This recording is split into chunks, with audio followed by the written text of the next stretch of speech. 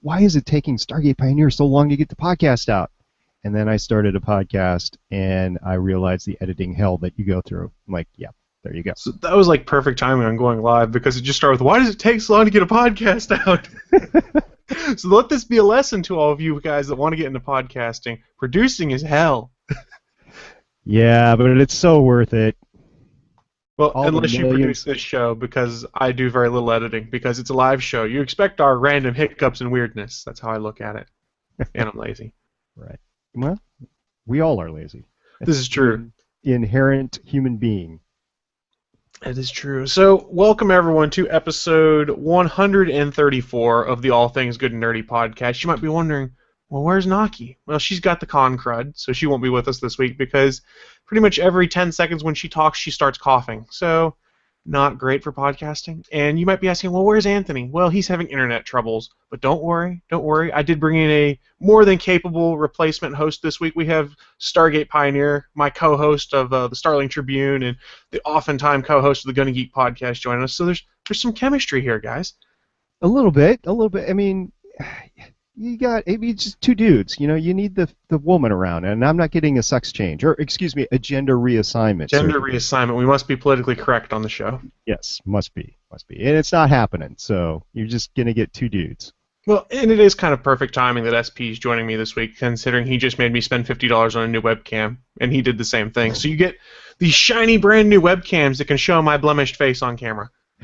Exactly. I'd been rocking a 7-year-old webcam myself, and I saw the deal come out, the pre-Black Friday deals, and I was like, ooh, I've been eyeing this thing for a year. I'm going to buy it. And then I put it out there to the network, and Chris is like, ooh, that sounds like a great camera, so I'm going to get it too. So I personally like the little blue light that it says on versus the red circle of death that I had before. It is very nice. I just had a blinking LED when things were on my old camera. So for those that are technical minded and wondering what we're talking about is the Logitech C920 webcam that's normally about $100. Amazon's had it on sale for $50 off and on for the past week, and we made that upgrade. Now we have 1080p picture and glorious colors and sounds. And you can see all the gray in my beard. Yes, and you can see...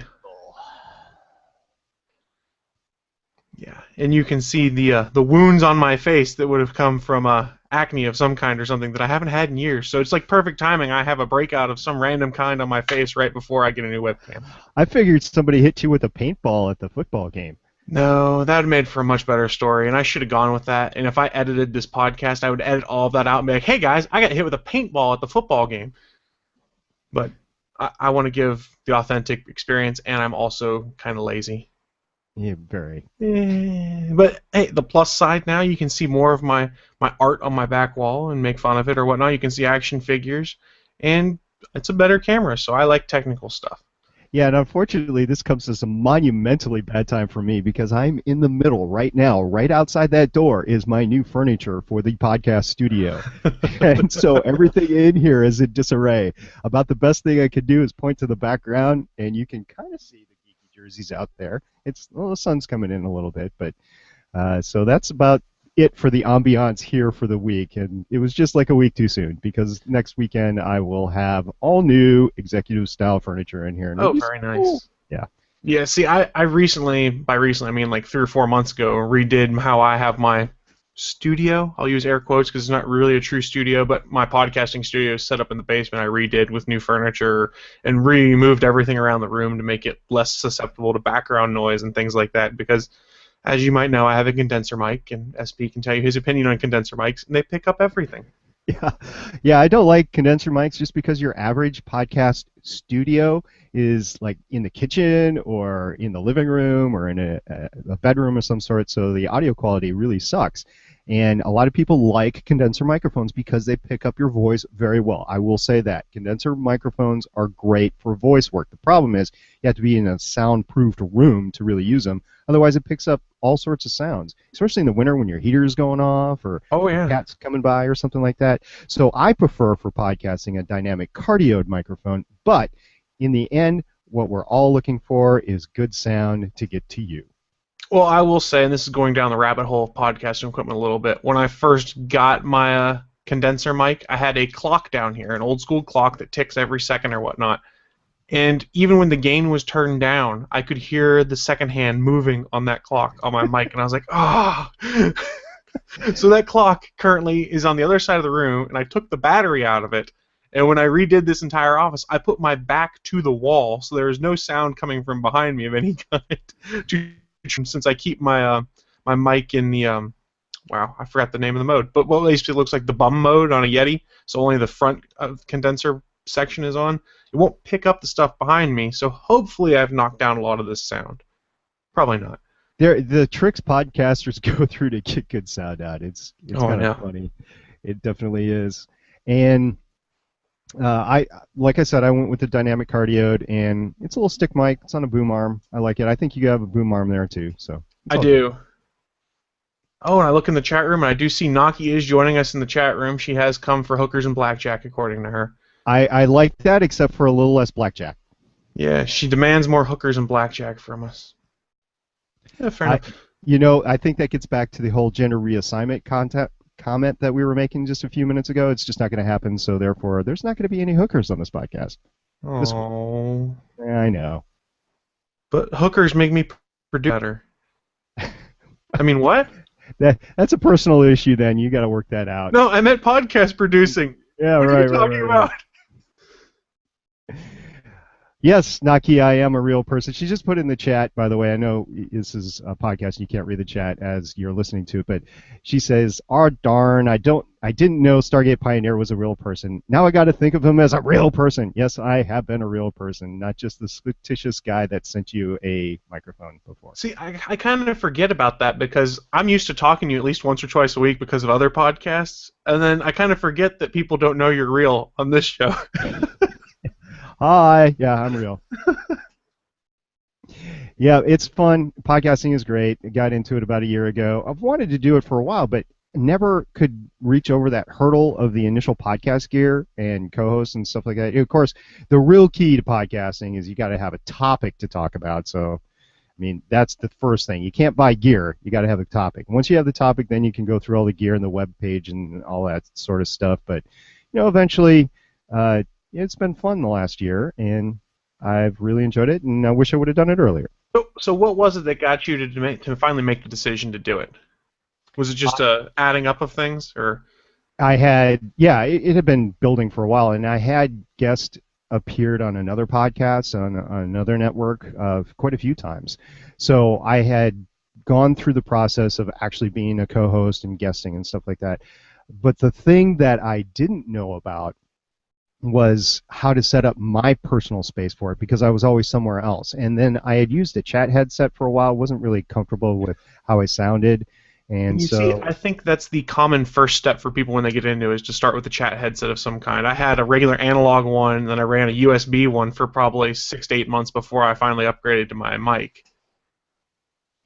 Yeah, I started with it because somebody told me, don't have speakers on because they interfere with your microphone. So chat headset is obviously the first start. But after that, it was just available time. I actually had some time. My son had moved out, and I wasn't as involved with him. So hey, if you have some available time, I can do many, many things. I can go work out forever. I could go, gamble all the time. It's Hookers and blackjack. yeah, go work in my woods for a while, but in the garage. But that gets a little mundane, and there's always temperature concerns and injury concerns and stuff like that. So with podcasting, the only thing that you can injure to prevent you from podcasting is your voice.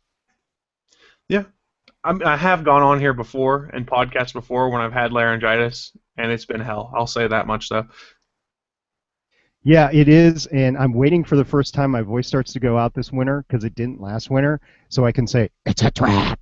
Yeah, so for those that aren't aware, I go to a lot of college football games in my local town because I live in Morgantown, West Virginia, where the Mountaineers are from, and I live like 10 minutes from the stadium.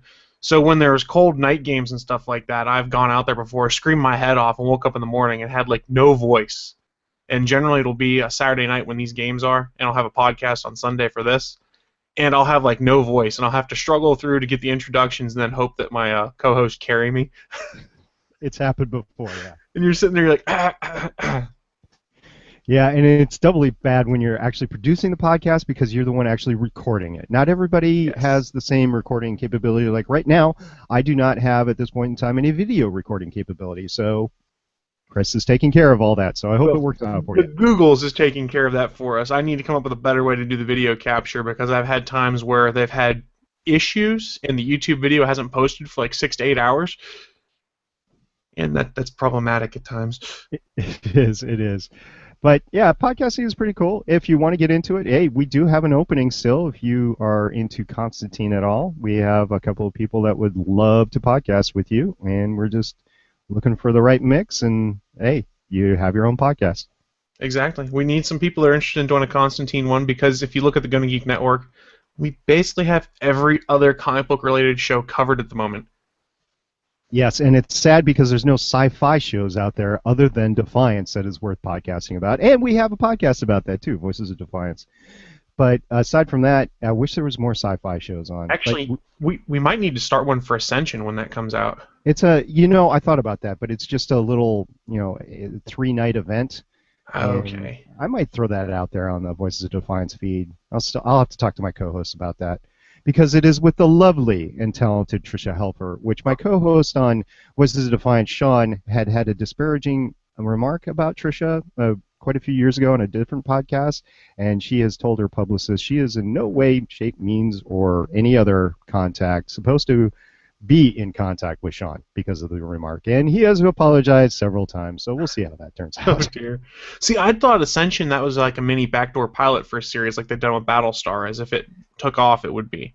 It might be originally it was they were going to market it as a television show, so it was 6 episodes, but they said no, we're going to show it in 3 nights in three 2-hour slots. So you're going to have basically a mini series, but I think it's going to show up as 6 separate Okay. episodes. So, but they decided not to throw it out as a show, but 6 different episodes. And for sci-fi, skiffy, whatever you want to call them, their standpoint, Siffy. yeah, they have made a conscious effort to try to get back into the sci-fi game. So we'll see. It takes a year to develop these shows. So we'll see next fall what they bring to the plate. But in the meantime, all we really have to look forward to is Defiance. Although there are some other shows out there. The one that I'm still hemming and hawing over because they haven't decided to renew it, and it's not Sci-Fi's. It's I forget the network up in Canada, but Continuum hasn't been renewed yet. Right, because then Sci-Fi buys the rights to it after the Canadian network's done it. Continuum, I started. I got through most of season one, and then it just kind of fell off my radar. I didn't hate it. I enjoyed it, but I wouldn't say I loved it either. Continuum. Yeah. So Continuum got really good in the third season. Really did. It crossed the line from just an initial so-so show to an amazing show. We were talking about time travel. We were talking about the consequences of it, and the acting and the relationships got a bunch better. In the third year, I believe it's third. Yeah, in the third season, it got much better. So, I mean, take a look at Star Trek: The Next Generation. I can't believe I'm bringing this up again. If you've heard me on other podcasts, I always bring this up in this context. The third season into the fourth season of Star Trek: The Next Generation is when that show got good. Before, Yep. it was just eh. So it took 3 years to get that to a good point, and shows these days just don't have that time. Well, that's part of the problem is everyone wants ratings now, and then they don't get them because it takes time to build a following on some of these things, especially where you have to do a lot of world building. Right. So Agents of S.H.I.E.L.D. is definitely a poster child for that. They had to bide their time for 17 episodes before they could go and coincide with the after effects of Winter Soldier. I mean, so a lot of people didn't like that show for 17 episodes, and then afterward they're like, oh, wow, it's actually gotten good. But it had let all the people that had gone on for the pilot and the first few episodes that have waned off, they weren't around. So you had to wait for like the summer Netflix capability to come around to get caught up. Another show recently this year that I'll put into that realm is Gotham. To props to the guys over at the Gotham Nightline podcast and the Getting Geek Network. They made it through the bad times there, the first like 6 episodes, but it wasn't until the end of the 6th episode that I was like, huh? Okay, I'll pay attention now. To be fair, Gotham, like I know I've said it before on some of the other podcasts we do, that's one I'm just letting them all collect on the DVR, and then I'm just going to try and push through them in a block. Yeah, have you seen any of the Gotham yet? I have seen none of them. I have them all on my DVR at this point, but I Oh, haven't watched any of them. It's on the list, and probably this week I'll start on some of them because there is nothing on TV because everything's taking a week off for Thanksgiving. no, you can't say nothing because Flash is going to be on.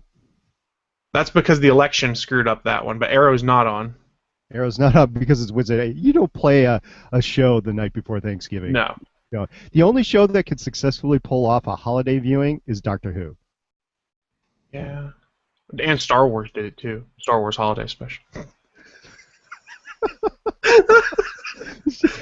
What are you talking about? I have no recollection of that whatsoever. It's probably for the best if you don't remember the Star Wars Holiday Special. I actually paid for a Jedi to come in to do a mind block for that particular episode. This isn't the holiday special you're looking for. Exactly. I don't want to remember it at all.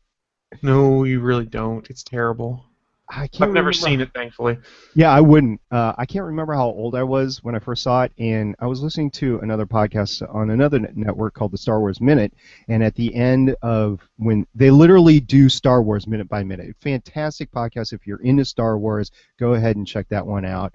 It's pretty much the standard in Star Wars podcasting these days. But when they got to the end of The New Hope, which is the first movie they did, it was around the holiday season last year, and so they did a special live podcast in front of a studio audience in a bar or something like that in New York City, and they brought all the episode that they watched for that was the holiday special, and they said, yeah, one of them, who had seen it many times before, said, yeah, I got halfway through it, I had to shut it off, I couldn't do it. Yeah, I don't want my childhood to be ruined, but we're talking about Star Wars here, and it just gave me an idea. You know, there's a Star Wars cartoon that's on right now, and a big movie coming forward, and we don't have a Star Wars podcast on the network.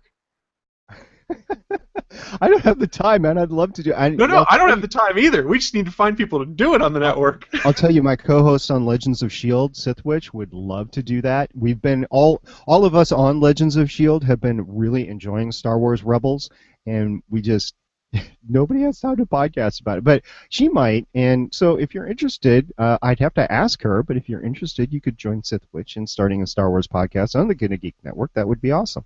Yeah, in all seriousness, if anyone's interested in trying to start one up or doing one, let one of us know, because with all the movie stuff coming out and Star Wars Rebels being out, it could be really fun. I mean, I don't think any of us have the time to do it because I don't know about. Well, I know SP and I are both pretty loaded with the podcast we're doing at the moment. Yeah. And he doesn't even get a holiday break because when Agents of S.H.I.E.L.D. goes on hiatus, Agent Carter comes on. I know. As a matter of fact, this week, because there's no Agents of S.H.I.E.L.D. out there, we decided to take the week off because I've got a backlog of 2 weeks of re-editing to do on the podcast. So I'm taking the time to do that and to redo the studio here. So, yeah, we just decided to take a week off. So I don't blame you. So stepping back in the chat room real quick, Chris Hansen, we were talking about Gotham earlier. He said Penguin's the most interesting character on Gotham. I've heard that. Like I said, I haven't seen it yet. I'm looking forward to seeing their portrayal of Penguin. I would have to agree, although, what's her name, Fish Mooney, is also pretty interesting to watch as well. That's Jada Pinkett Smith's character? It is, and she is kind of one of the subheads of one of the mafia houses in Gotham, and one of the issues is that she wants to take over, basically. So it's kind of one of those, the lieutenant is trying to take over the organization, and there's a lot of scheming going on. And the same is true, by the way, of Penguin. So I won't ruin anything for you since you haven't seen any of it, but those two are the two to watch. And Jim Gordon is okay, and Brucey is okay. Those are probably the top 4 characters to watch, but the Penguin and Jada Pinkett Smith's character, Fish Mooney, are definitely the top 2 to watch right now. I think it was Wing saying he really liked the portrayal of Alfred on Gotham. Oh, you know what? Yeah, I definitely put him in, but it's hard. Right now, it's impossible to separate Alfred from Brucey. I could see that. Yeah, they're just integrated as almost one character because they have to be. So Chris in the chat room is saying, Chris Hansen in the chat room says, Gordon bores me, which is a shame because I really love Gordon. Yeah, I know. Are they just going slow burn on him or something? Or? Well, they have to, and they have to get to the point where I guess he actually is married to Barbara eventually. Okay, so they're not even married yet. No. Matter of fact, there's actually a couple of love triangles that are going on around, and I can't spoil anything, but Jim's in the middle of at least one of them. and it'll be interesting how he plays out. I will say that I think that Gordon's partner, and I'm trying to remember his name, Harvey Bullock, Bullock. is probably the more interesting of the police characters to be watching right now. Well, and the actor playing him was awesome in Sons of Anarchy. He's an awesome actor. Yeah. No stash. That's the complaint I've actually heard, is the fact that Jim Gordon doesn't have the stash yet. But evidently, Naki prefers him stashless because she says in the chat room, Jim Gordon equals swoon. Yeah. Gordon needs the stash. Yeah, I don't know. Has anybody done a rendering of the actor with the stash on at all? Does anybody Oh, I'm know? sure someone has. I need to see a picture of that. I'm Googling right now. Because I can't imagine him with a stash. It's not working for me. Although, Oliver Queen over on Arrow on the CW network, he's pulling off that, 3-4 day unshaven look pretty good. Yeah, I love I that show. I can't see him going with the full goatee though. I just in the long, I don't know what you call it, the tail on the bottom. I just can't see him doing that. No, me neither. I don't think we're ever going to get it either. I think Stephen Amell, when he did No Shave November, was like, this is the closest you guys are going to get to. Yeah, unfortunately, I don't have that problem. Yeah, so this is the best I saw as a quick Photoshop rendering of the actor who plays Jim Gordon with a mustache. I can't do that. I would not be able to watch that without laughing. I wouldn't either. It's bad, man. It's bad. Oh, man. Every time I saw that, I'd have to take a drink, which is a big issue with me because I'm allergic to alcohol, so I would end up in the ER at the end of the episode. Yeah, so for those listening to the podcast, it's basically a picture of Ben McKenzie, who plays Jim Gordon, that someone's taken like a 3D picture, not 3D picture, like a word art picture out of Word that looks like a mustache and just dropped it on his lip. That's amazing. Oh, I love it. Yeah, but Gotham has gotten good. I was going to highly recommend that be your weekend viewing because I know that, as with many Americans, you're going to have some time this week. So well, there's that, and then I've pretty much got my holiday break because since I haven't taken much vacation this year, I've got about 2.5 weeks off of work in December. Nice. Where all I'm going to do is go to the gym, lay on the couch, and watch TV. I have grand plans.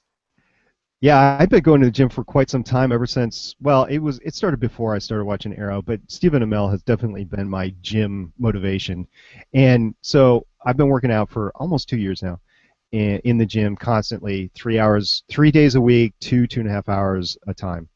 And so I thought, hey, I've actually increased and stuff, and so I tried to move some heavy furniture over the past couple of days. Actually, the furniture that's going in here, my quads went to fail. I honestly had an issue getting the desk into the house, and it took 4 of us, and all 4 of us are hurting right now. My back's fine. I lifted with my legs, not with my back, but talking about going to the gym, it's been a godsend, and I really enjoyed it. Love listening to podcasts at the gym and catching up with everything and just working out, and it's great. And Stephen Amell, thank you very much for being my motivation. Yeah, I'm just getting back into it because I got out of the habit, which is problematic, needless to say, but I've been doing a lot of podcasts and Netflix at the gym. Oh, Netflix. So you're on like I tend to start out, I do a half hour to 40 minutes of cardio on like the elliptical or something like that before I go and do anything else. So when I'm doing that, I'll turn on Netflix on my cell phone or my iPod, depending. And you don't have any problem with it shaking off the stand? Not yet, but I also have a rubber band I'm going to keep and put that on the stand because I don't really want that falling off. Luckily, it's a pretty decent ledge they've got built onto those to be able to put things on there, so hopefully I don't smash my cell phone because I don't have insurance on it. You pull a JS. Yeah. Oh, that would be bad. I could also just take the iPod I use in my car because I have an old iPod Touch that I got for free when I signed up for Comcast Cable that is literally just hooked into my stereo system in my car all the time. I could just take that into the gym and hook into their Wi-Fi and use Netflix on that, and if something broke on that, who gives a crap? Yeah, I had debated back and forth. Now, when I run, I still use my iPhone 4S, which is right here. Yeah. But I now have the 6 Plus, so that's the size difference. And I can't yet justify putting this on my arm. No, that's massive. So I do use this, but in the gym, I use the 6 Plus. and I would be really hesitant about putting it on that little edge. But yeah, I guess it depends on It the depends kind on of the setup, I think. yeah, yeah. But I would love to watch some Netflix. In the meantime, they do have the standard gym TVs that are up there, and actually, the last couple of days, last couple of months, that what they've done is they've put two DVD players or Blu-ray players on two of the TVs, and they've been playing some pretty decent movies, like the Indiana Jones trilogy or National Treasure or Oh, something. nice. Yeah, I mean, it's like, oh, hey, movies that you'd have on Saturday afternoon in the background anyway. So it's pretty cool. So I've been mocked a little bit on this one, and I'll take the mocking. But Planet Fitness is not the greatest gym in the world, but it's enough to get me restarted into things, and it's cheap. Yeah, right. All of their cardio equipment has TVs mounted on it with remotes on it, so you can put on whatever channel you want. You can plug in your iPod and throw video content onto those TVs. So it's not as terrible doing the cardio stuff when you can distract yourself with things you actually like. Hmm. But you have to be, it's got to be family friendly. Yes. Well, I mean, me watching actually Battlestar Galactica potentially could be unfamily friendly at times. I Yeah, just I think realized. that's good enough. It was on broadcast TV. The big thing is if you would be able to watch it on an airplane, you could watch Oh it yeah. in the gym. And it's the same rules. You don't know whose kids are going to come by or who has sensitivities or something like that. So you can't watch anything too racy, unfortunately, or otherwise you get kicked out. Yeah, I mean, but I do that, and then when I'm listening to music and stuff, I have a crappy little MP3 player I've had since college. It's like a little, God, I can't even remember the brand name, but it runs on a little AAA battery. It has an FM tuner built into it, so it's like the perfect gym MP3 player because a lot of places used to broadcast the television audio over FM. Hmm. And if something happens, I don't give a crap. It has 2 gigs of music I use. It's called my workout mix, Hmm. and occasionally podcasts. I remember to dump them on there. I've So I got actually swap up I've got MP3 players between workouts. got like a third generation iPod Nano, which has an FM transceiver in it, but it's 8 gigs. It's enough to have the music mix or the pod. I listen to podcasts as I work out, which, if you listen to a funny podcast, probably not the best thing to be listening to as you're straining on something. No, it's really not. Like a gym is a gym. Naki says a gym is a gym. Yeah, well, yes, but I'll tell you what, Naki. In a gym, I'm going to go Stephen Amell on you. All right. Oh. So a gym is a gym. Yes, you can work out anywhere, and I think Stephen Amell, as the character Oliver Queen, has proven that you can work out in the urban area. You can work out in the jungle without a gym. That's because he's never. I don't think the man's been in a gym since he left Starling City on the Gambit. So the problem is though, if he was going into a gym, a normal gym, he wouldn't be able to use the universal machines because there's just not enough resistance on them. So he needs to go to the what do you want to call it, the beefcake gym or the muscle gearhead whatever sort of gym, and he needs to do a lot of free weights. He needs to be putting those 45s on like they're flapjacks going out of style, and that's just, it's not going to happen at Planet Fitness. So if you're just starting out, though, you don't need to be trying to bench 500 pounds. Yeah, I'm just getting back into the habit again, and once I get back into a good spot, can then improve from there is how I look at it. Yep. So while a gym is a gym, I would agree with that to a point, but you need to go with what fits where you're at in fitness. Absolutely. And there's the whole stigma about being laughed at or whatever. Oh, I And don't care about that. yeah, I, unless you're into heavy bodybuilding, you're not going to get that. yeah, people don't bother me, so I don't like people, so they just don't bother me. I'll tell you, I don't like people. Although I've been working out at the gym for 2 years, and I've gotten to know, not names, but I've gotten to know everybody and their habits. And whereas initially it was a big issue over like who has what machine when, because we're all trying to do our own little workouts and stuff. But in the end, you learn to roll with it, and you learn to be courteous to others and everything. So Yep. once you get beyond the January rush, I would say by Valentine's Day, gyms are very friendly places to be. Oh yeah, it's going to be that first month after the new year. Everyone's like, "Oh, I got to be good," and they're all going to be there, and I'm going to hate them. But luckily, it's 24-hour gym, so I'll just go in at like 2 in the morning and not care, or something like that. You know who else is going to have to, I think, be working out at a gym?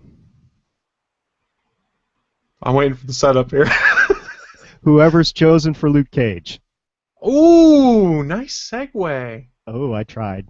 He did. So we should actually probably talk about some of the actual news instead of just bullshitting, because that's Yeah. all we've done so far. Right. So there's a lot of news coming out. You guys might be familiar that Marvel's doing their Netflix series. And here's the problem I noticed with this new camera. I hand gesture sometimes, and this camera picks it up. I'll have to get better about that. Yeah, I've been doing it, but I've been consciously trying to do it above like jazz hands. Yeah. Or is it? Ooh, I can't. Is jazz hands like palm forward or palm to the I side? don't know. We'll have to ask someone. Okay. But anyways, back on topic. Is that Marvel's doing their Jessica Jones, well, all their Marvel series, one of which is going to center around Jessica Jones, and Luke Cage will play a predominant role in it, supposedly. So there's 4 actresses whose names are out, supposedly in the running for the role of Jessica Jones, and I'll just go through the list here. And you guys might recognize some of them. I'll try and mention what shows they're known from. First up was Teresa Palmer. She was in Warm Bodies, I Am Number 4, The Sorcerer's Apprentice. Okay. She's up in the running for it. Actually, I could just pull up the screen share, and that might make more sense. Right. We talked about this on Legends of S.H.I.E.L.D. this week, and to my knowledge, I didn't know any of those guys. You actually know one of them. I know that much. Okay, which one is it? So the next one up is Jessica DeGao, who was on Dracula. She's also the Huntress on Arrow. Oh, there you go. She's the one. But we were wondering how she could go back and forth between the DC and the Marvel universes, so probably not going to happen. Yeah, I don't know how much they'll care. Next up, the other rumored actress that's in the running is, wow, this keeps scrolling past me, sorry guys. It's Alexandra Daddario, who was in the Percy Jackson films. She was on True Detective and on White Collar in the early running seasons. She was Neil's girlfriend in season 1. Okay, did not watch True Detective. Not that it's a bad show, just didn't have time. A lot of positive comments on it. Yeah, that's what I've heard too. Finally, the last one that's rumored is Kristen Ritter, who was on Don't Trust the Bee in Apartment 23, which I actually watched some of. I'll admit that. Veronica Mars, Confessions of a Shopaholic, and she was on Breaking Bad for a while too. Yeah, all shows that I haven't seen either. Again, not that they're bad shows, I just didn't have time for them. Yeah, so I don't know who the best pick is there to play Jessica Jones. I'm just kind of interested about the fact that they're finally starting to get into casting rumors and things like that. Yeah, I can't remember because I think Lauren had some preferences on Legends of S.H.I.E.L.D., but just looking at those pictures, I'd say Teresa would be my pick, but I don't know Jessica Jones all that well. Yeah. Let's see. The next ones they have up are for Luke Cage, the 3 actors rumored, and I'm only really familiar with one of them. First was Mike Coulter, and the only reason I recognize him is he's in the new Halo Nightfall series. Mm-hmm. He was also in $1 Million Baby, The Following, and The Good Wife, which I've seen $1 Million Baby, I just don't remember him in it. Next up is actor Cleo Anthony from Divergent and Transparent, which I have never seen. So really, yeah. My 13-year-old drugged me to go see Divergent when it came out because she's into that sort of stuff, and it was okay. It's not Hunger Games; it's like Hunger Games light, but I can see how the next Divergent movie is going to be so much better. Now, because I saw a preview for it, I was like, oh, that could be interesting. And my girlfriend's like, oh, it's terrible, and then gave me a bunch of spoilers, and I was like, well, now I don't want to see it. Yeah, the only reason to go see it is because the next one's coming out, and I think the next one's going to be worth it. Okay. And then the final actor that Geek Tyrant's reporting is in the running for playing Luke Cage in about 6 to 7 episodes is Lance Gross. Lance Gross. He was in Crisis, House of Pain, and Our Family Wedding. Again, not familiar with any of those. Yeah, me neither, but hey, we'll see how things turn out, and as the casting rumors dwindle down, we'll take a deeper look into each of them on Legends of S.H.I.E.L.D., because that's what we do. It's exactly. The Marvel Universe. That's where you guys need to go for your Marvel TV news is Legends of S.H.I.E.L.D. Yes, we talk about it every week for about half an hour, 45 minutes, at length. So, and Naki's informing me that Jazz Hands SP, it's palms forward. Okay. Palms forward, so it's going to be like, ta-da! I don't have any white gloves near me, but I can make that happen next time. Me neither. So what we got next? Arkham City Easter egg? Yeah, so this was kind of cool. I don't know if you guys have played any of Arkham City, Batman Arkham Asylum, any of those games by Rocksteady. There's been an Easter egg in Arkham City. There's the guy named Calendar Man who's kept in the basement of the jail. And if you went and visited him on certain days of the year, or if you changed your system time on your system to certain different holidays in the year, there were little different Easter eggs that came out. Yeah. Well, I guess they found a new Easter egg that if you set your clock on your Xbox, PS3, or your PC to December 13th, 2004, you'll get a unique new Easter egg. And the significance of that date is that's when the founders of the gaming company Rocksteady founded their company, and Rocksteady is responsible for producing those games. And you'll get, I won't give you the whole Easter egg because you can go online and watch it, but the calendar man will start talking about how he's been there from the beginning and that the end of days are coming, and he'll make references to the Batman Arkham Knight game, supposedly, Nice. which is coming out. So kudos to them for, in Game 2, planting these tiny little Easter eggs for Arkham Knight, which is going to be mind-blowingly awesome, I think. Yeah, I'll tell you what. My son has requested an Xbox One for Christmas, and he had helped move this past week a lot. He was a big help actually, and so I was like, yeah, okay, well, here you go. Go buy your Xbox One. So he's like, okay, and it was late last night, and he's like, I'm gonna go tomorrow. So what did he do? He waited for about 45 minutes and said, I can't wait anymore. He got up and went to the store to buy it. I could see it. So he's been uploading, all the updates and games and whatever that came with it. It came with the Assassin's Creed bundle. Okay. But, I have not had a chance to play the Xbox One. I know you've done Titanfall, basically at the beginning. But I have not, getting back into the other side of gaming here, played any of Arkham City, but I know it's kind of a phenomenal game. It's a really good game, and the story is really good in Arkham Asylum and Arkham City. Okay. And plus, the voice actors are fantastic. I've gushed about it before, but Kevin Conroy's back as Batman, of course. You get Mark Hamill as the Joker. It's just creepy, and it's really good. The gameplay's good, and the story's good. Yeah, Mark Hamill is the Joker. That's phenomenal.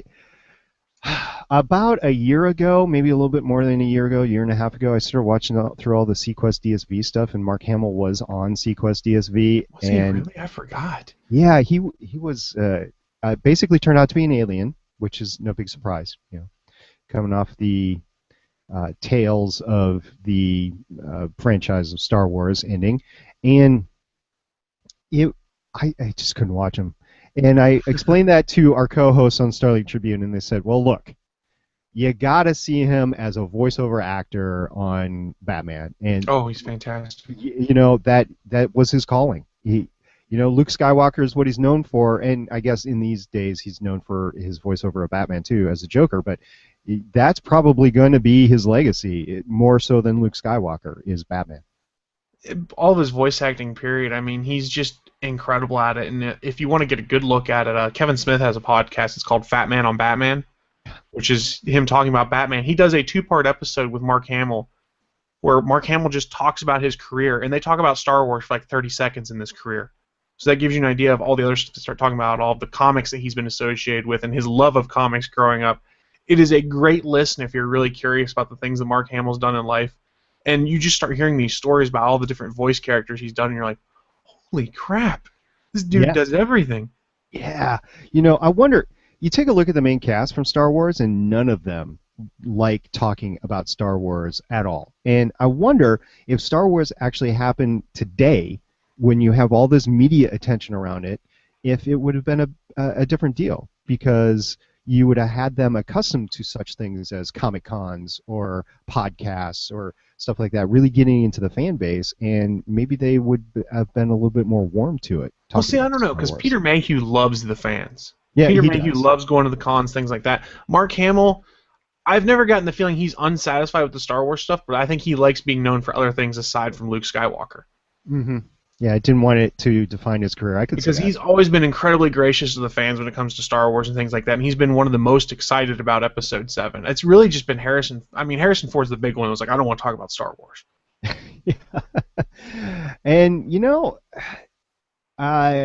I'd have to argue that Star Wars made his career. I mean, it's definitely not the best thing that he's done or the biggest thing, but I think Star Wars opened the door for him to do Indiana Jones. Yes. And exactly. That's what made him a household name. But what opened the door for Star Wars, of course, was, what was that movie that Lucas did? American Graffiti. American Graffiti. Yep. If you want to see, if you want to see Ron Howard and Harrison Ford in a movie when they're very young, go see it. American Graffiti. Yeah. It's an interesting look on things. Let's put it that way. I can't, if you take a look at society today and you take a look at the society that they were doing back then, it's two completely different things. I mean, Oh kids yeah. these days, I can't believe I just said that, but kids these days really don't understand the how the Happy Days mentality was. So Naki brought up a good point in the chat room. She said if you have time and you really want to see a really good Joker, Mark Hamill Joker, go look up Batman's eulogy on YouTube that Yep. Mark Hamill does. I mean, seriously, the dude's just incredible the way he does it. And you start talking to him. I'm going to go back to Fat Man on Batman in a second.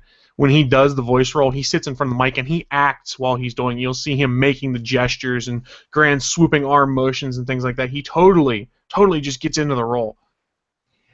Yeah, if you wanted to talk to somebody about Mark Hamill as Batman, or Spider-Man for that matter, Jay from the Gallifrey Public Radio or Starling Tribune is a co-host of ours over there. You just get him started on one of those two and just walk away Yep. and just listen for like 2 hours. And one last thing on voice actors, if you want to see another incredible one, is also on Fat Man on Batman. Go check out Tara Strong's appearance on Fat Man on Batman. If you're not familiar, she's been the voice actor in just about everything that's out there. And what's so impressive there is she can go between roles like that. She'll just sit there and she'll say like 3 words in one role, and then she'll go to the next one and things like that. And you're like, holy crap! She just has a switch in her head. She can flip for every character. Awesome. So my son got the Xbox One, as I talked about before, and I noticed that there was a new like combination Halo game that was out, like with There the first is. 4. And I was actually going to talk about this one because I'm a little bummed out about what's happening with that one. But if you guys aren't familiar, I've been a huge Halo fan since the series came out, and 343 Industries just released Halo the Master Chief Collection for the Xbox One. And what that is that's Halo 1 through 4, every multiplayer map, all of the gameplay, with Halo 1 and 2 being remastered for HD on your Xbox One. And it's gorgeous looking, and if you like the single-player game, you're loving it right now. But the multiplayer is so broken on this game right now that you can't go on and do matchmaking. If you try and do, sometimes you'll get lucky and be able to play a game, but the matchmaking system is so broken that people are sitting there for 10, 15 minutes at a time trying to get in to play a multiplayer game. And if you're not familiar, guys, Halo is huge for its multiplayer gaming, be it co-op or competitive. That's what a lot of people buy this for, is to go and play online with their friends, much like Call of Duty. You don't play it for the single-player game. You play it to go and play online with people. So And you said, well, hold on a second. You said if you get lucky, you can actually make it work, and yeah, it just made me think of Master Chief standing over you with one of the assault rifles in his best Clint Eastwood voice, saying, "Do you feel lucky, punk?" yeah, it's just a real bummer right now. I haven't tried to play much multiplayer, and I haven't been playing much of the game because real life's gotten in the way. I've just been playing random missions throughout the 4 games that are in this bundle. But I can understand why people would be upset, and I can understand why Microsoft might be a little bummed out, because a lot of people are getting an Xbox One so they can play the Master Chief Collection and the Halo 5 beta that's in there. And if multiplayer is not working, you're pissing a lot of people off. There's 2 things that I want out of my Xbox One when I finally get mine, because the one that I bought for my son's early Christmas present is his. It's gonna Right. be his room, whatever. When I get my Xbox One, I'm gonna want the Mass Effect playback, whatever you want to call it, trilogy, and I want the Halo thing, and that's all I need really from the Xbox 360 realm, and I'm good to go with Destiny. Yay! But there is a rumor actually that they're doing a a Mass Effect bundle for next gen consoles that'll have Mass Effect 1 through 3 for PS4 and Xbox One. That'd be awesome. I can't wait to play it. If they do it, I hope they give me the ability to import my character that's on my Xbox 360 so that I can continue that and have that on the next gen console. And it's not unheard of for them to do, because if you remember, Mass Effect 1 was on the Xbox, and you Yeah. could carry over your character onto the Xbox 360. But that was with a card, right? A storage card? Am I thinking wrong here? I I think you could just upload it to Xbox Live. I can't remember now. The original Xbox had Xbox Live? Yeah, it did, but maybe I'm thinking wrong. No, it wasn't. It was just on the Xbox 360. Yeah, for those that don't know, I'm the poor sap whose gaming experience went from an Atari 2600 to an Xbox 360. I mean, that was it. There was nothing in between. So, sorry guys, I missed the whole Sega, Xbox, PS1 realm. Okay, Sorry. sorry guys, I lied. Mass Effect 1 was on the Xbox 360. I don't know what I'm thinking, but they've made it possible to carry over games from Didn't they make a tool or something so you could carry over your character to PlayStation or something? I can't remember. No idea. No, that was with Dragon Age, I think it was. I think it was with Dragon Age they created a tool so you could move from one generation to the next. I can't remember. It's BioWare, they'll figure it out. Yeah. Didn't BioWare get bought out? BioWare is owned by EA, and EA bought them right before Mass Effect 2 came out. And Yeah. then a lot of people, conspiracy theorists, will tell you the only reason Mass Effect 3 had multiplayer in it is because EA mandated it. But if you've actually played Mass Effect 3, the multiplayer A is actually pretty fun, and B fits into the story. Good. I can't wait to get there. I'm still, I don't know, 3 or 4 missions into the original Mass Effect, so Yeah, that's all the farther I'm in. But I that one's like a little playing it. tough to go with. Naki was starting on Mass Effect 1. I don't know if she ever got past it because it's rough at points. It's honestly just been a time thing. It's there. It's on the top of my head. I just have to go out that door and into the entertainment console and boot it up and ready to go. But I just haven't had time for it. We're talking about them bundling games from the past generation for the next one. Naki's saying if they do that with Borderlands, she'd be super excited. So would I, because Borderlands is really fun, and Naki and I used to play that game online a lot together. Yeah, I know Jay and Wing play it all the time too. Yep. Also, Wing, also another host on the Gonna Geek Network. But we were talking about Luke Skywalker before, weren't we? We were. I mean, this is an interesting story, and we'll probably make this our last story this week before we start wrapping up. There was actually some different plans for how Luke's story was going to end in the end of Return of the Jedi, and a lot of these stories are coming out now because there's a crap ton of rumors all over the internet about what's going to happen in Episode 7. I have successfully avoided most of those spoilers, but some people don't spoiler tag things or put them in headlines on Twitter just to get clickbait, and it annoys the crap out of me. Yeah, I'll tell you. I think. Do you think? Getting a little philosophical here for a second. Do you think one of the reasons why a lot of these stories is coming out now is because George Lucas no longer holds the reins to the noose? I don't know. I just think a lot of them are coming out now because there's renewed interest in things, and honestly, I don't think some of them are true. I think some of them are clickbait. Okay. Now, that's not to say what I'm going to tell you is a breakdown that IO9 is giving you, and I trust IO9. They're generally pretty much spot on when it comes to news stories they report and things like that. But a lot of the things you'll see on Twitter and Facebook is people just trying to get clicks, I think. Yeah. Well, I can't wait to see Star Wars. It's next Christmas time, right? Or is it Star May? Wars 7 is next Christmas. There is a rumor that the trailer for The Force Awakens will be attached to The Hobbit. There's also another rumor that there's going to be 100 theaters in the country that will have the Force Awakens trailer attached to every movie that plays at that theater. Wow. Well, that would be high volume theaters, probably not Yes, my it's area. going to be high volume stuff. If you're in a big city, you've got more of a chance. Reddit actually has a breakdown of the theaters that are rumored to be getting that. Yeah. But I'll take us back to the original screenplays that were written for Return of the Jedi. They've got two different endings here. One of them, IO9 has this breakdown. They say, quote, "In a nutshell, the scene with Vader and the Emperor unspools the way it does in the final film. Vader sacrifices himself to take out the Emperor, spoiler alert, and then Luke helps Vader take off his famous helmet.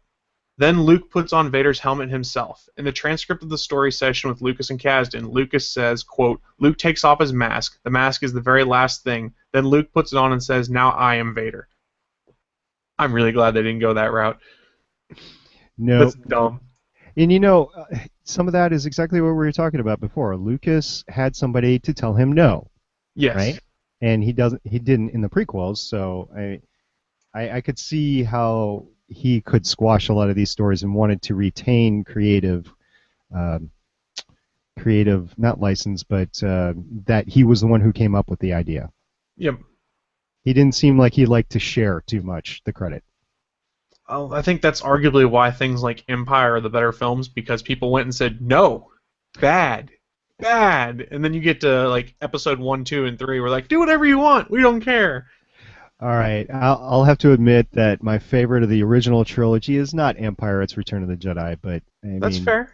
Empire is actually my least favorite. Not to say it's a bad movie, it's just my ranking goes Return of the Jedi, A New Hope, and then Empire. That's fair. The LA Times reported there was another draft where Han Solo kicked the bucket, which everyone has heard about, that Harrison Ford wanted Han Solo to die, things like that. After Han died, the rebellion fell into shambles, and Luke just disappeared into the wilderness. So there's an interview here. They say, Lawrence Kurtz says, "We had an outline, and George changed everything in it. Instead of bittersweet and poignant, he wanted a euphoric ending with everyone happy. The original idea is that they would recover the kidnapped Han Solo in the early part of the story, and that he would then die in the middle of the film in a raid on an Imperial base. George then decided he didn't want any of the principals killed. By that time, we were really big into toy sales, and that was a reason. He didn't want any of the principals killed, but yet Darth Vader died. Well, you got to kill the bad guy in a redemption story, I guess. I don't know. But then he goes back and he says Annie's a good guy. I mean, yeah, little Phantom Yeah. Menace Annie. Annie! So the discussed ending of this film that Kurtz favored was the rebel forces are in tatters, Leia's grappling with her new duties as queen, and Luke Skywalker walking off alone, quote, like Clint Eastwood in the spaghetti westerns, end quote. Do you feel lucky, punk? I think I'm kind of glad they went with the ending they had. The yub yub, though. I want the yub yub back. I did enjoy the yub yub. I need the, I have the original trilogy on VHS tape, and I still do have a couple of VHS players around, and every once in a while I'll throw the Star Wars tapes in there just to see the original cuts. I want it on Blu-ray now. So Disney, you have a bunch of people that want the original cuts of the original trilogy. They're willing to pay you top dollar. Let's get it out there, and you can have my money. Well, there was a rumor. God, it's been coming out. It comes out about every year, but since the Disney acquisition, it became a lot bigger. That supposedly Disney was looking into re-releasing the original cuts of the trilogy on Blu-ray, and they're actually doing the Blu-ray upscaling and things like that, and cleaning up the original film. Now, I don't know if that's true or not, but the simple fact of the matter is, it's Lucas that said he didn't want those out there, and if Disney can make money off it, they're going to do it. Yep, I hope they do. I really do, because I mean I can understand how, like, just like with podcasting, right? I'll release a first cut, and then I'll go back and re-edit, and then that will be the one that's out there forever. And I don't want people to listen to the first one because I think it's audio crap. But so I can see where he's coming from, but because it had been out there for so long, that is what I remember. That is what I want to watch. I don't want to watch the new stuff, which is still cool, but if anything else, I just want my yub yub. They're on the old soundtracks. You can get it that way, at least. I know. I So want there's to that. see it. I want to see it on screen. Little Ewoks, they're so cool. Yum, yum, yum, yum, yum, yum, yum. Maybe it's on YouTube. I'm sure. On the YubTube. Yes. Yes. Yub Yub Tube. YubTube. Oh, randomness, how I love it. So, Yeah. okay, I do have one last thing I want to talk about because it just borders on ridiculousness. Is that Jurassic World, the original, the new trailer is going to be released this Friday. So what did Universal do? They released a 15-second trailer for the trailer on YouTube. And I was just like, really? Really? You got to gin up the hype. You got to do it. Okay. But it's like any Ant-Man trailer or whatever that you get to see the original concept footage and that's about it. It's like, okay, I kind of see where you're going. Okay. But you don't even. I watched the trailer because I was curious. You get a panning shot of a gate opening that says Jurassic World, much like the Jurassic Park gate from the first film. You get a picture of some actress who I didn't recognize real quick in a control room for like a second and a half. And then you get elevator doors opening, and out comes Star-Lord, a.k.a. Chris Pratt, with a real serious look on his face. And then it says, the new trailer comes out Friday. I'm like, what? What? What is this? Self-created hype. I love it. Jurassic Park I like. I know that Steven Spielberg doesn't really enjoy it as much as some of the other stuff that he's done. Like he said, if he had the script to Schindler's List, he would never have done that dinosaur movie. That's a direct quote. So every time I watch Jurassic Park, though, John Williams' score comes up in my head, and I have to listen to it for at least 2 or 3 weeks in order to get it out of my head because it's just the haunting melody that he does with the French horns and stuff. It's in my head. It's Jurassic Park, and I need to get it out of my head and move on. It's so good, though. It is. It's a great movie. Like it. I mean, dated now a little bit, but still a great movie. That's okay. You can watch a dated movie and still have fun with it, though. Yeah, I can have fun on all sorts of dates. I'm confused. Just saying. It's Well, a we were little talking about scary. hookers before, so Oh, yeah, hookers and blackjack. bringing it back. Hookers and blackjack, hookers and blackjack. So, looking at the time here, we were going to do a short show, but since SP and I were so good at bullshitting for the first half hour of the show, we actually did a full show this week. And in traditional ATGN fashion, we wrap up our show just talking about the nerdy things we've been getting into and what we're planning to get into in the week ahead. I'm going to toss it to our guest host extraordinaire, Stargate Pioneer. What you been getting into? What are you getting into? Well, I'll tell you what. As you can see behind me, there's a bunch of geeky jerseys, right? Well, I had an order for some geeky jerseys, and they were shipped last week. And for the first time ever, because as you can see, I've ordered several before. Just a few. Yeah, that's just a few. But I've got a Tron up there, Doctor Who, Rogue Squadron. Rogue That's Squadron. awesome. Yep, and I've got more on the way. And for the first time ever, the UPS guy comes to the store and he puts "You have a COD" on this. I'm like, what is up with that? Well, it turns out that if you order enough stuff from one store from Canardia, they actually tariff it. It's got a brokerage fee to it Oh because I no. had ordered so much because my dollar amount had gone up so much. But I'll tell you, I'm not. After I got the explanation from Geeky Jerseys, they actually went out of their way to get a hold of me and tell me it. They told me, look, we're really sorry. We're going to give you either we're going to reimburse you for these brokerage fees, or we're going to give you a free jersey. I was like, hey, I'll take the free jersey. Yeah, I'm in. I'm all over that. I don't like anything on their website today that I would buy permanently. I know they've got some great stuff. They've got the Secret Agent stuff, which is the James Bond sort of stuff. They've got a few. I think they've got a Ghostbusters or a The Hitchhiker. Ghostbusters one's really cool. Yeah, I know. They've got some cool stuff. It's just I don't want to buy any of the ones that are on there right now. So I'm like, okay, I'll take the free jersey. So every single time I've had interaction with these guys, they are amazing. This is a side business for them. They really do actual jerseys for their full-time job, and this is just their creative efforts flowing and going, hey, we can send out some good geeky stuff. So I will advocate for them to the ends of the earth. GeekyJerseys.com, go to them. Stay abreast. They will have different jerseys on from time to time. I will warn you, it takes 3 to 4 months to actually get your jersey, but you will get it. So I'm on there right now, and there's one that is not for sale yet, but they're doing a call. They asked to see how many people would want it. It is the Mutters 2.0, and if you're a Firefly fan, it's Janestown Mutters is the name of the team that they're going for there. I'm like, oh, this is awesome. I would so get that. That's That is bad cool. best. So they have stuff like that. They have a whole list of stuff that you can sign up for that they will reintroduce if there is enough interest into it, and it's great. And my little son, or my little nephew, excuse me, who is a hockey player, he's actually got several of these, so he goes out there and practices, and all the other parents are like, ooh, where'd you get this? And, That's cool. He's 5-6 years old. Kids are like, oh, we really, because he's got an X-Wing one, he's got several others, so they're all Google and Aga over it. And you were asking what I was going to do this week. Well, tomorrow, when the UPS store opens, I'm going to go there, the central distribution hub. I'm going to go there. I'm going to pay my tariff amount. I'm going to say thank you very much, and I'm going to have my Voltron jersey, which I ordered. Nice. And because I don't have it, I don't know if you've noticed, but I have worn my Voltron T-shirt today. Very nice. In deference to the geeky jersey, which is going to come. So I am definitely going to enjoy tomorrow getting my Voltron jersey, as well as enjoying some of the Black Friday geek sales that are going on. Okay, the Wampa one is really cool too. Yeah, Sean, my co-host on Voices of Defiance, he texted me. It's like the second jersey he's ever bought. He's like, I bought one.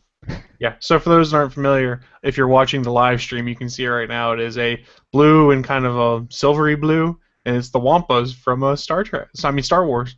Yeah, Star Wars: The Empire Strikes Back. I wish they'd cut the arm off the Wampa on the front, though, like cut the guy's arm off. That would have been awesome. Just have like a cauterized arm snub there.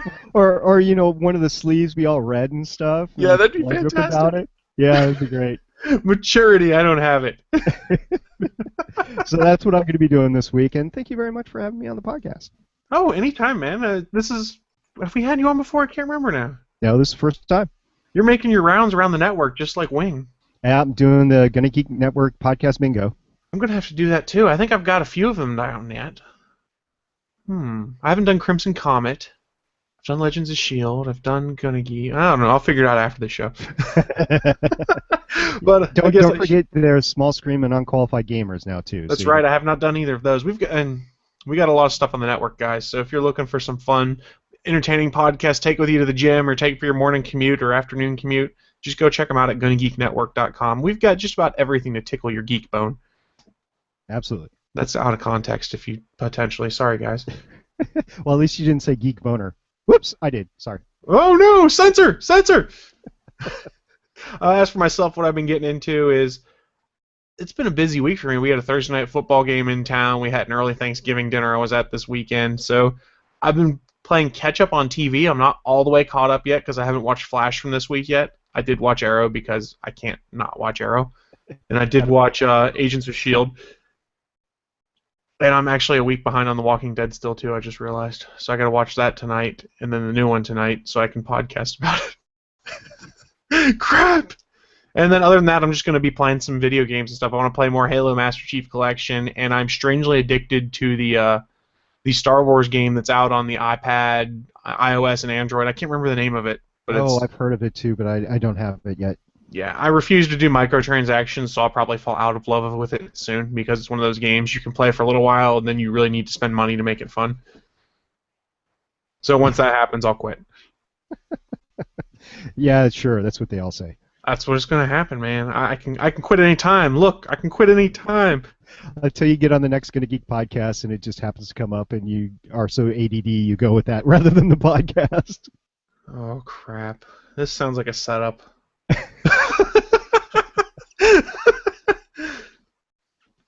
Well, guys, on that note, I think that is going to wrap us up for this week. A huge thank you to Stargate Pioneer for joining us, and don't forget, you can check out pretty much all of his other podcasts. Go to GonnaGeekNetwork.com. Give us one specifically you want people to go check out, though. Oh, the one that's most relevant right now is probably Legends of S.H.I.E.L.D. It's off week, but go ahead, get caught up with the podcast, get caught up with the show, and then we'll see you again the week after Thanksgiving for the big ramp up to the mid-season finale of Agents of S.H.I.E.L.D. That's for Big Papa right there, because he hates mid-season finales. Yes, and then you're welcome back to the mid-season premiere in actually March, because you're going to have Agent Carter there for 8 weeks in between January, February, and just the beginning of March. Yeah, so make sure you go check all those out. Just check out all the other great shows in the network. But I think that will wrap us up for this week. Don't forget, we stream live every Sunday at 11 a.m. Eastern, 10 a.m. Central, and you guys can do all the math from there because I suck at math. Ironically, I'm an engineer. But you can watch that at live.atgnpodcast.com. If you have any feedback for us or you just want to make fun of us, you can hit us up on the Twitters at ATGN Podcast. You can find us on Facebook. Just search for us there. And if you really, really want to give us a piece of your mind and feel like you got to be on the show, just give us a call on the ATGN hotline at 304-806-ATGN. We'll play your feedback on the air unless you tell us explicitly not to. And you can make fun of us, and we'll accept it because we like attention, even if it's negative. I mean, what? We'll just make fun of it if it's negative stuff. Well, exactly. It's to heart, but yeah, have fun with it. Yeah. Yeah, exactly. And I believe Naki should be back next week. I look in the chat room and she said, "Thank you for filling in, SP." And she goes, "Sorry I couldn't come on. Stupid broken voice." Stupid voice. Dang. You need to get your robotic voice. You know what? Go watch Bicentennial Man, and you will see Robin Williams basically transform himself from a robot to a human. So if that really happens in real life, we'll get human voice boxes that you can just put in when you're sick. See, we could have just let her type everything in Microsoft Sam, so that it came out robot voice, and then she was part of the podcast that way. Yeah, that'd be awesome. You should have her do that next week anyway. I think I might do that next week just for fun. Oh, maturity, I don't have it. But that is going to wrap us up for this week. I know I've said it like 3 or 4 times. And we'll see you next week for another brand new episode of All Things Good Nerdy. Bye, guys. Bye.